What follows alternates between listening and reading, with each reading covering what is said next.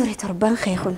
Torban ko baay'ee bareeda akkami aramaa jala boqqolloo jala aramaa rattee beektaa? Anillee boqqolloo jaraati harama kana haramee hin beeku haa taatu garuu oggaa haraman arkeen hin beeka. Garuu yaa sirbichuma faana sii dhufeera garuu akkamitti akka haramaa. Ani rafuu bakka inni sanaan afin paartiin jedhu sun akka ajaa'ibaan natti tolte. Akkami maaliif sitti tolte?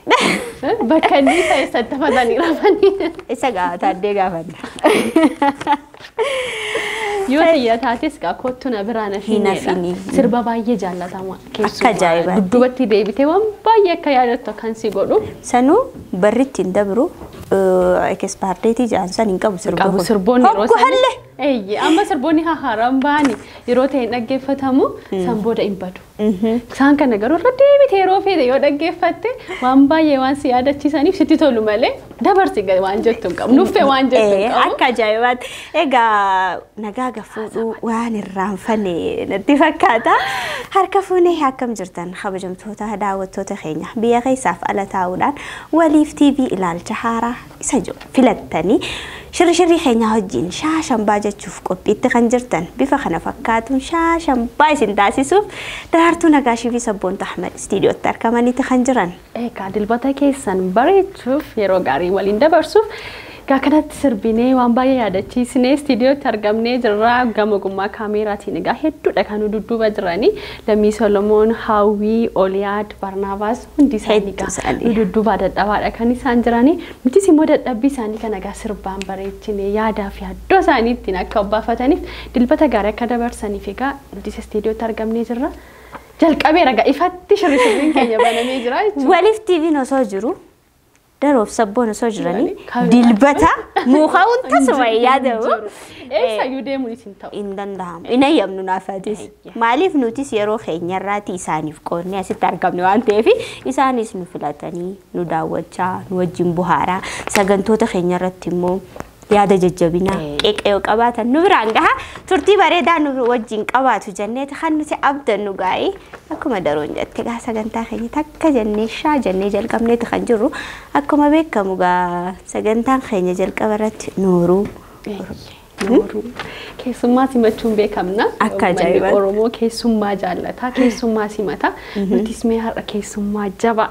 Keessummaa jaalachuun dhufaaboo harsiti rabbi rahmataa godhuuf adeeroo Alii Birraanii waa'ee keessummaa irrattis wanni isaaf hin jirtu weellisee weeddiseeti kan inni jiru. Egaa Oromoon akkuma aadaa isaattuu nooruu jedha. Nooruu jedha nutis gaama nooruu jennee keessummaa namoonni hedduun baay'ee jaallatan kabajan. Inni modhoqa. Daawwata isaaniitti kana qofaniif mukuu ba'an. Gasgochuun isaanii nafu beeyte. Egaa waa'ee kitaaba maqaa dhoyte immoo tariitii. Jedhaa yaadanii. Yaadeen ture akka isaan taa'e akka jedhanii sin abdanna. Mee nooruu keenya nuuf affeeramanii nutis illee egaa nooruu keenya keessummaa keenya fidannee akkamitti keessummaa mana qullaatti dhiisna argina. Keessummaa keenyaan nooraa anaa dhufu baga nagaan dhuftanii jennaani walumaan simannaa kabajamoo daawwattoota keenyaa bakka jirtanitti turtii bareedaa akka nu wajjin qabaattan abdii guutuu qabnaa keessummaa keenya simannaa isinillee nu waliin simadhaa.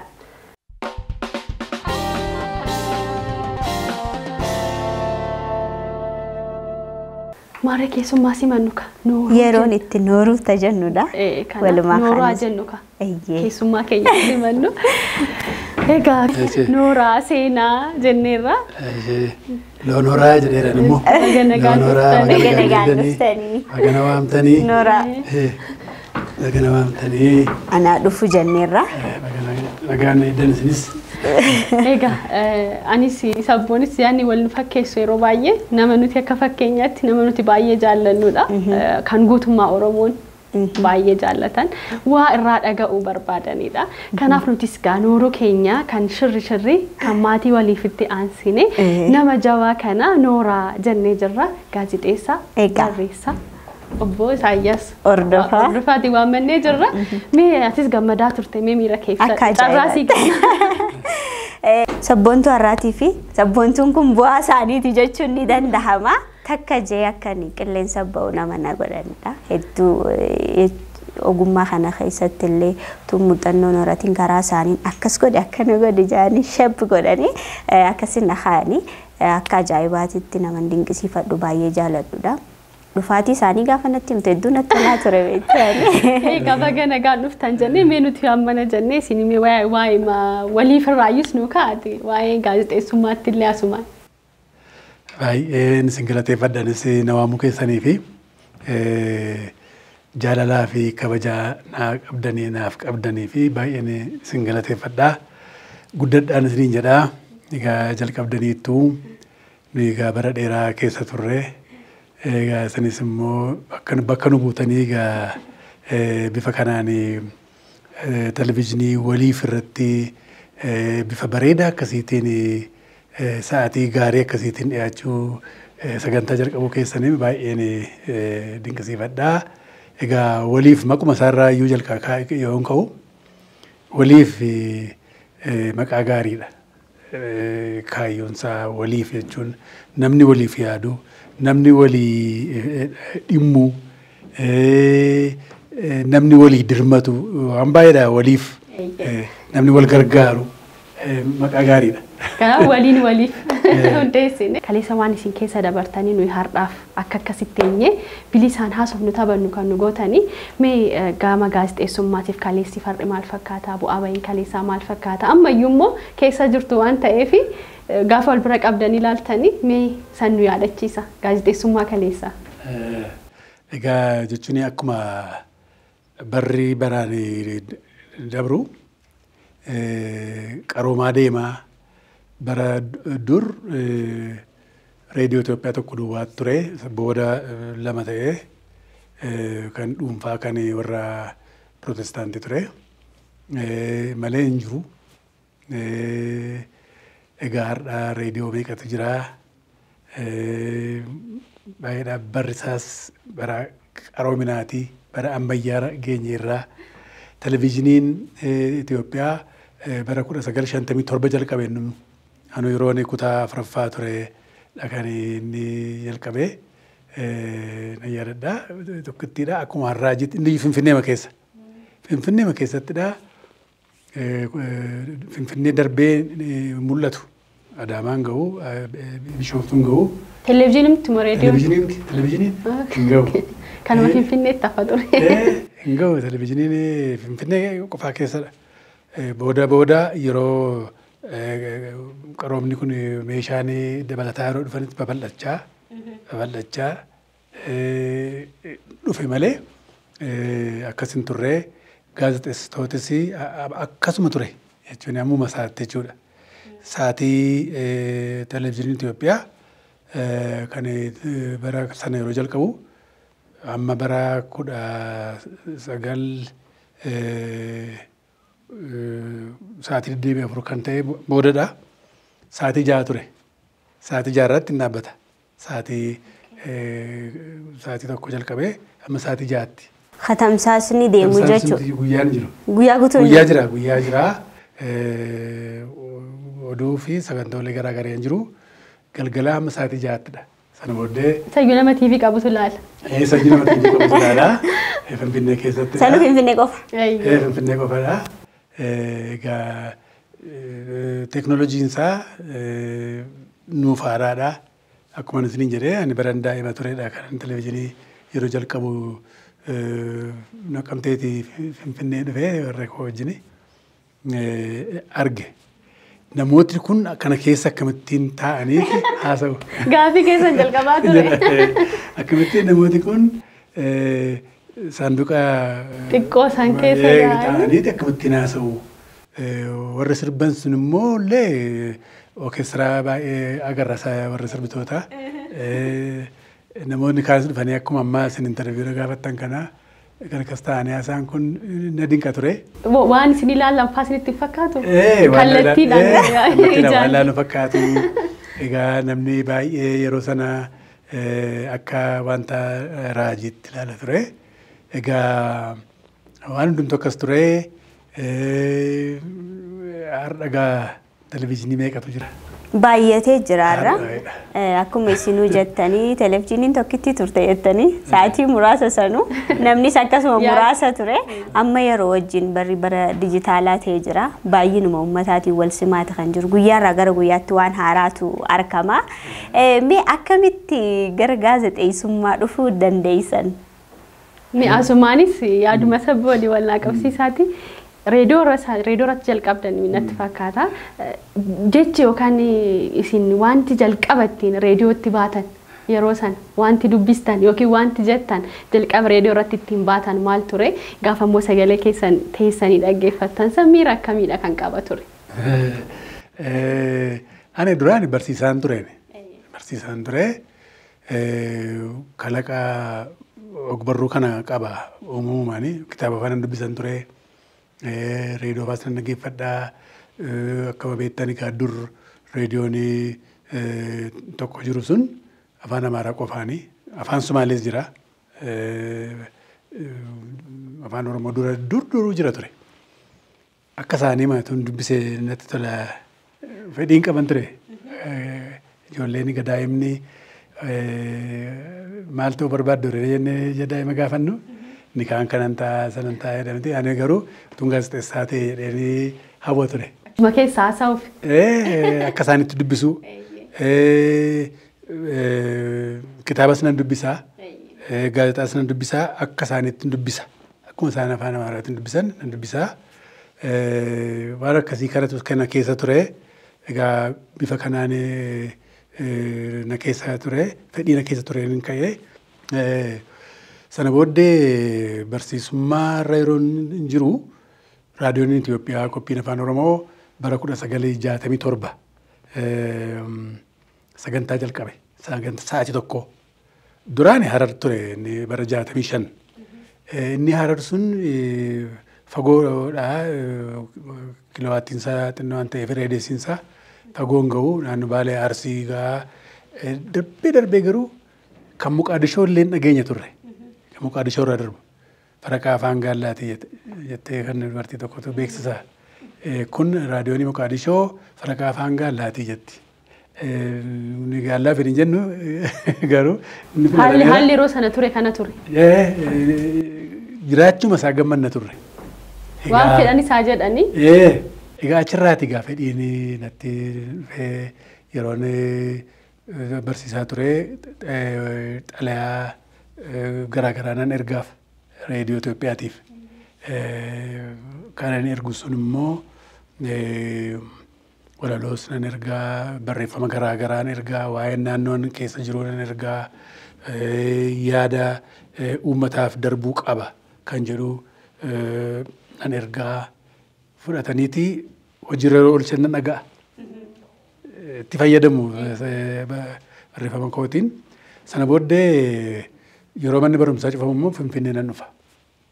Firoonni kuwaas waan jiranii fi Finfinnee nan dhufa yeroo dhufu warra hojjetan kana keessaa lama beeka. Kan warra jalqaban Tamasgeen Gammadaa fi Kifilee Joota jedhamu.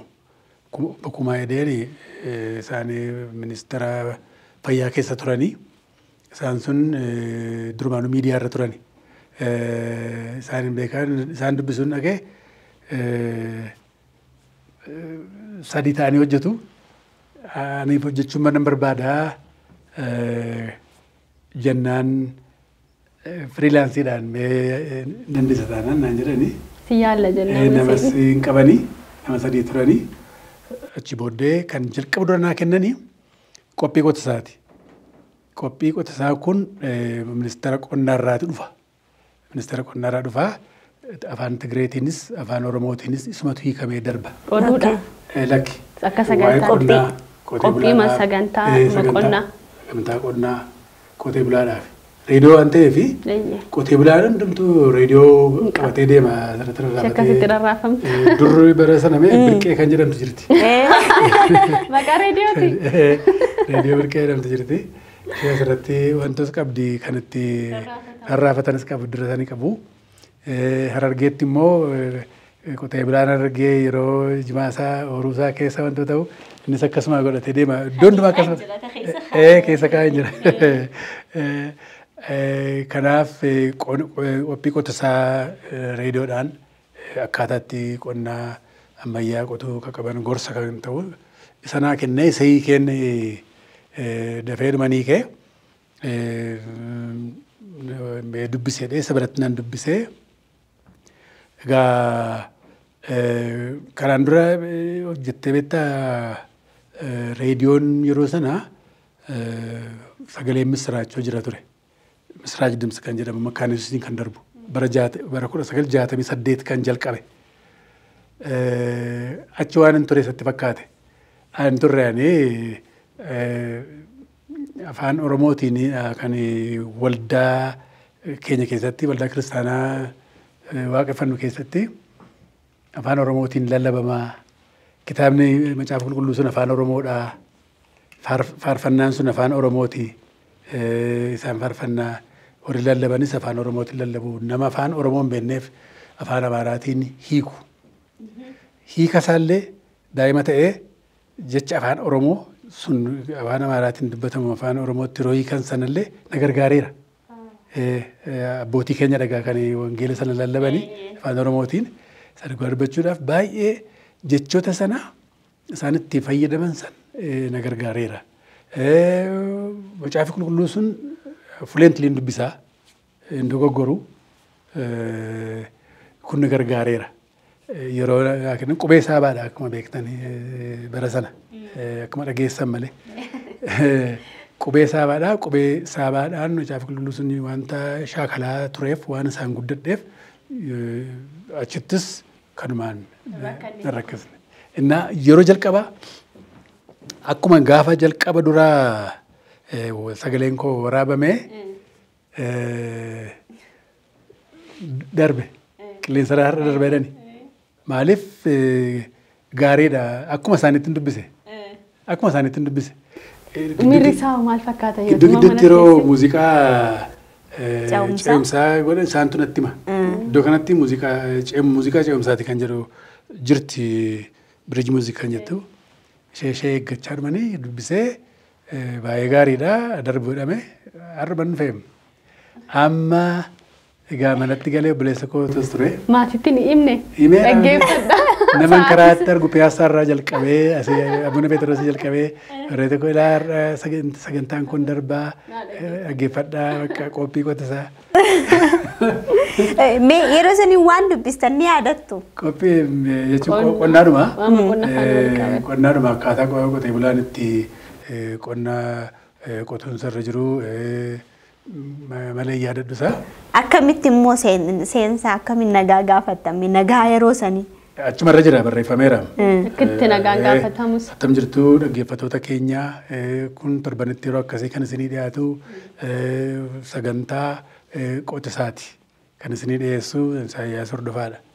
Jedha muuziqaa jettee achirraa akka ittiiniti darbaa nan eegaa on air kan jedhu jira. Teeknishaaniin na fuuldura jira.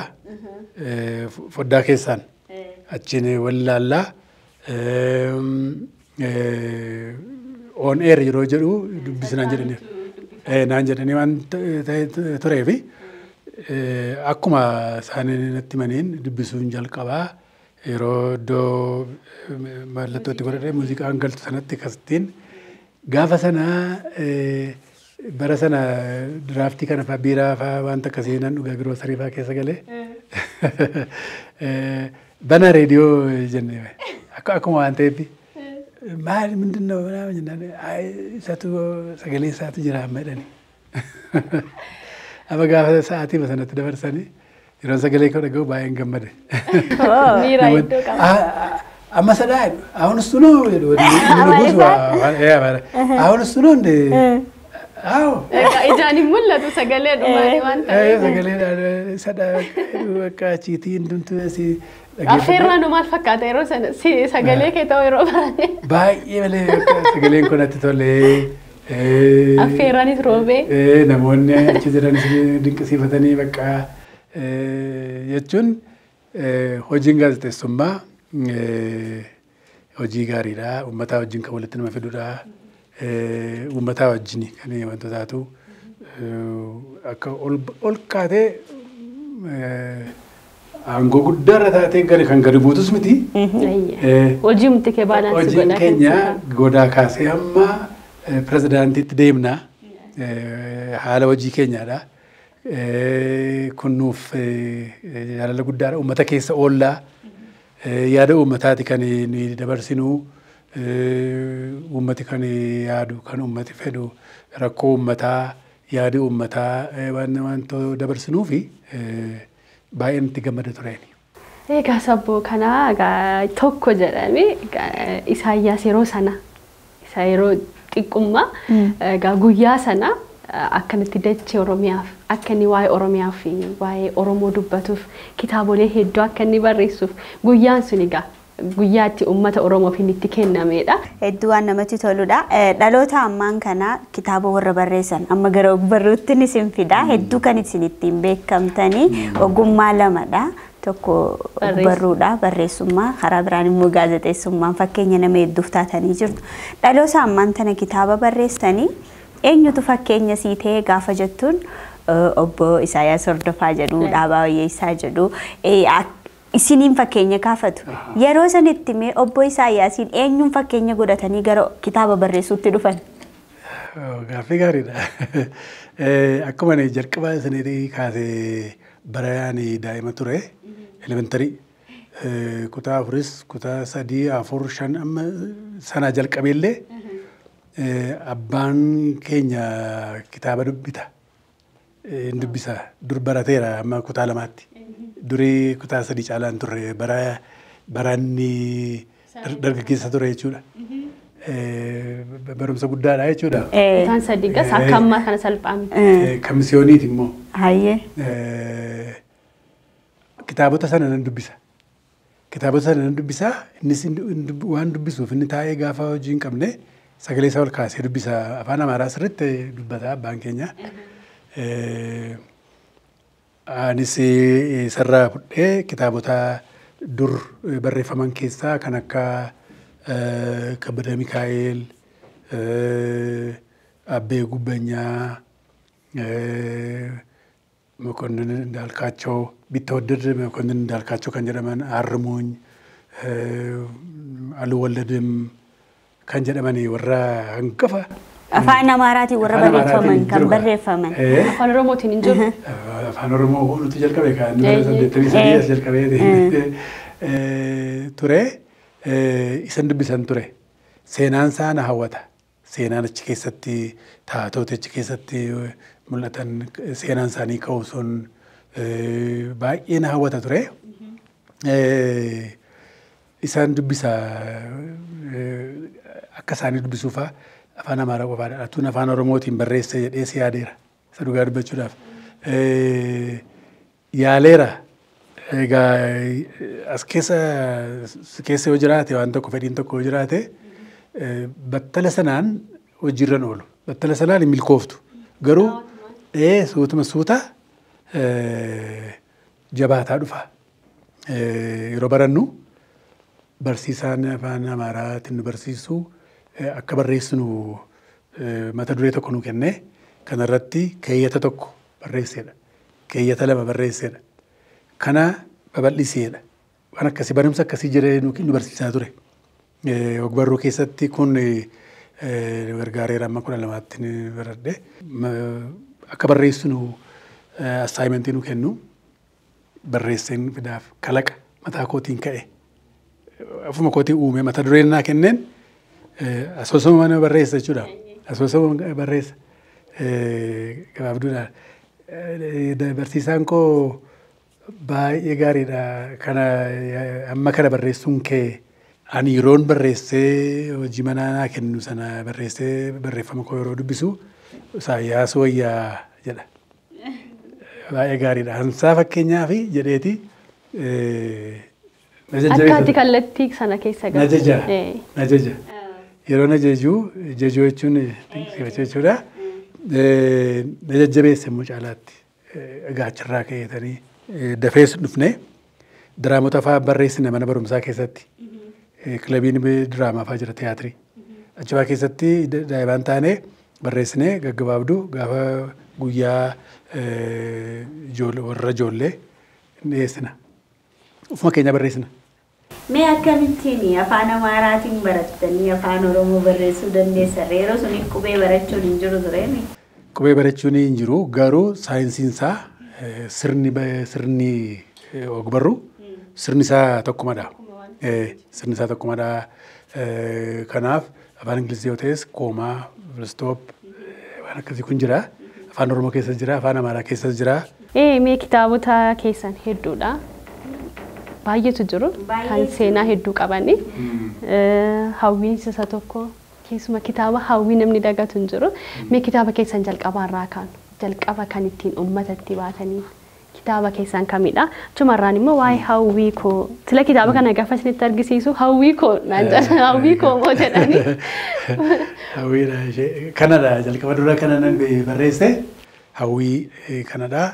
Kitaaba jalqabaa. Kitaaba jalqabaati. Hawwiin kitaaba jalqabaati. Bara meeqa barreessitan? Bara 1995. 94dha kan mana maxxansaa galee garuu mana maxxansaa tureeti 95 itti ba'e. Akka lakkoofsa biyya kanaa? Akka Itoophiyaatti akka lakkoofsa Itoophiyaattidha. Garuu jalqaba dura kuni bara 1979 diraamaadhaan darbe. Reediyoo irratti diraamaa afaan Oromoo ture qophii bashannanaa qabna turre.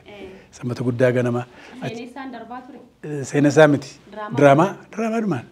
Diraamaadhumaan garuu itti nuun kaffalanii dhaggeeffattoota keenya akka gammadaniif jechuma kan ofii keenyaa fi ofuma keenya dhamaana jechuun yaallii goona dhaggeeffattoota keenya gammachiisuudhaaf akka ittiin jalqabnee diraamaa hojjennu sanaaf nuun kaffalamu.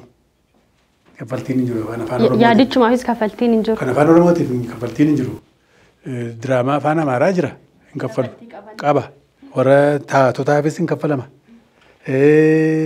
Iskiriptiidhaafis barreeffamaafis hin kaffalama. Kan afaan Oromoo garuu kam gama hundumaanuu yaada fidameen dhufa himi taatotaafis wanti kaffalamu hin jiru. Kaffalamu maaliif nu kaffaltan jedhee hin gaafadheen. Innaan hin jiru asirraa peeroolirraa ministeerri maallaqaa kan nu kaa'ee diraamaa afaan Amaaraa. Qofaaf. Diraamaa አንደኛ ተዋናይ ሁለተኛ ተዋናይ እንጀራ በለ afaan Oromoo kan jedhu hin jiru maaliin madaallaa jedhani maal isin akkamittiin nu madaaltu nutu beeka malee nutu of madaala malee isin maalitti nu madaaltu eenyuun nu madaala kan nu madaalu hin jiru nu madhaa sadarkaansaa sadarkaa qilleensarra oolu eega ta'ee hoogganaan kutaa sanaa gulaalee sirriidhaa daawwattootaaf dhaggeeffattootaaf yoo dhiyaate bashannansiisaa barumsa kennaa sadarkaansaa kan afaan Amaaraatiin dabru gadi miti eega jedheen ga'uu yennaan qajeelfamni nu laatamne jedhanii ni dhiisnee barreessinani jechuun kaffaltii gaafachuu dhiisne kaffaltii gaafachuu dhiisne barreeffama diraamota gaggabaaboo barreessuu itti fufne. Gaasana booddee 84tti kitaaba kanan barreesse 84 barreessee qubee saabaatiin barreessee taa'e gatiin maxxansaa gatiin waan baay'ee waan qabuu fi naan mijoofne naan hin guunne kanaaf ture bara 1994 fitee mana maxxansaa galee 95tti dubbistootaaf dhiyaate. Yeroo saabaatiin barreessaa turtan sanii maqaan isaa hawwiidhuma ture? Hawwiidha. Hawwii miti. Wajjin duuna kan jedhudha. Okay. Wajjin duunaadha. Seenaan isaa jijjiiramne garuu. Seenaan isaa salma. Maqaadhuma qofa. Maqaatu geeddarame. Maaliif wajjin duunaa kuni hawwii fi latiidha. Taatoti achirratti baay'ee beekamanii dheeraa kan keessatti qooda fudhatan isaanidha. Isaantu waadaa walii galanii mana barumsaa keessatti baratanii wajjin duuna malee gargar hin baanu kan jedhudha. Kitaabittiin isheen jalqaba dura baate amma yoo jira boorsaa keessa barbaachisaa ta'e. Xinnoo turte isin aga kanaan guddatti isin dubbiseen. San booda amma nagaan iyyuu argeen. Fooyyessaan dhufe. Egaa hawwii kan jedhe dhaggeeffattoota. dhaggeeffattoota diraamaa sanaati wajjin duuna. Itoo kitaabichi sun hin bahin dura ture. Itoo hin bahin diraamaa sanarratti utuu diraamichi sun iyyuu irraa hin dhumin gidduu gidduutti yaadannoo kennu. Diraamaa hawwii jechuudhaani. Wajjin duunaa moggaasan isaan amma hundumti yeroo isaan nu ergan wajjin duunaa kan jedhu hin jiru. Hawwii. Hawwii dhuma ture. Diraamaa hawwii irratti baay'ee gaariidha. Baay'eetti gammanneerra bilbilas yeroo bilbilan diraamaa hawwii kanaa irra nu deebi'aa akkasii ta'a akkam taate hin duute moo akkam taati torbanin eenyu yeroo isheen summii dhudhu sanaa achirratti dhaabnee torban itti fufne yeroo hin duute moo akkam taate bilbilaan fa'a. Jaalala uummanni qaburraa kan ka'e moggaasa uummanni kanneef kanatti jijjiirtan jechuudha. Kanatti jijjiiree hawwii jedhee egaa kanadhaa har'a gaheeraa har'a al torbaffaa maxxanfameera. Egaa carraa kanaan wanta himuu barbaadu kuni hawwii maqaasaas kan biraa fudhachuun irra hin jiru amma iddoo tokko turan argu hawwii diraamaa jedhanii hawwii fiilmii kan jedhanii jalqabanis jiru. Hayyama koo malee hayyama koo malee kan seenessan jiru YouTube irratti amma iddoo baay'eetti hayyama koo malee seenessaa jiru. Tuna gaafatanii gaarii ture bilbilli koo asirra jira. Tu haasofnee mari'annee ani wantani didun qabu nama didus mari'annee wanta inni ture garuu kun sirrii miti. Kun haaluma kanaan carraa kanaan dhaamsa koon dabarsaa. Namoota kana godhaa jiran kan godhan kunis seeraan itti gaafatamu. Koopiraayitiin itti gaafatamu. Garuu kaanis kan kanan dhageenye amma seeraan itti deemaa hin jira waan ta'eef kana kan hin beekne illee kan hin dhageenye illee akka isaanii akka dogoggorre ammas. Namni kamuu waan yaada nama fuudhuun dura abbaa yaada sana hayyamsiisutu jira. Maaliif kun kan aarsaa gidduu itti kafalamee ga'eedha. Kun egaa obbo Isaayyaasiif akkuma ilmoo jalqabaati. Kitaabni jalqabaa akkuma ilmuma jalqabaatti nama marara. Saniif egaa namnumti illee hojjechuuf illee yaada qabanii dhufanii isaan waliin mari'atanii akkamitti akka haala kanaan jedhamee yoo ta'e obbo Isaayyaas eeyyamamoodha. San duuba garuu osoo fedhii namaan gaafanne koopiraayitiin hin barbaachisu. Hanga ammaatitti hawwiirraa kaasanii hanga guyyaa intarvii kanaaf dhiyaatanitti keessummaan horuu taatanitti kitaaba meeqa dubbistoota biraan geessan? Kitaaba hawwii malee 4. Hawwii malee 4dha. Yeroon si fadhiistu barkumee irratti maxxansiise. Yoo milaataa bara 2002 isa waldaa barreessitoota Itoophiyaatu na maxxansiise. Herreega deddeebi'uun. Taansee asoosamoota gaggabaaboo kan jedhan Tsigeeradaa fi asoosamoota gaggabaaboo kan jedhaman kan diraamaa reediyoo fi televezyiinii irratti darban isan walitti qabe.